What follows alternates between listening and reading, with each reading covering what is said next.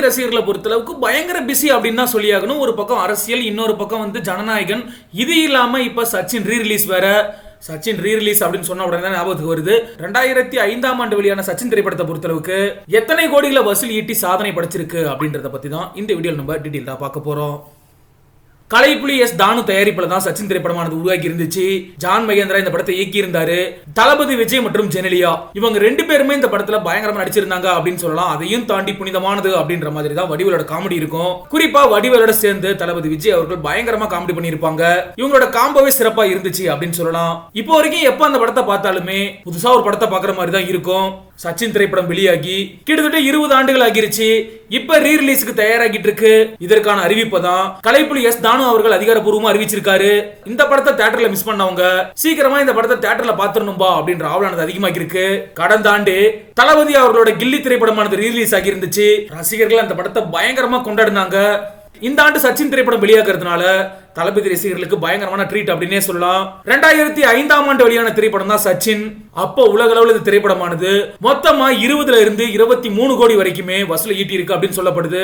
அன்றைய காலகட்டத்தில் 20 கோடி அப்படிங்கிறது மிகப்பெரிய விஷயம். இப்ப ரீரிலீஸ் ஆக போகுது.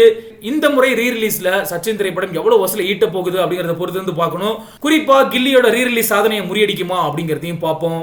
சரி, ஓகே, நீங்களும் அவர்கள் கமெண்ட்ஸ்ல பதிவு பண்ணுங்க. சச்சின் ரீரிலீஸ் ஆன உடனே தியேட்டர்ல பாக்குறதுக்கு நீங்க எந்த அளவுக்கு அவளோட காத்திருக்கீங்க அப்படின்ற உங்களோட கருத்துக்களை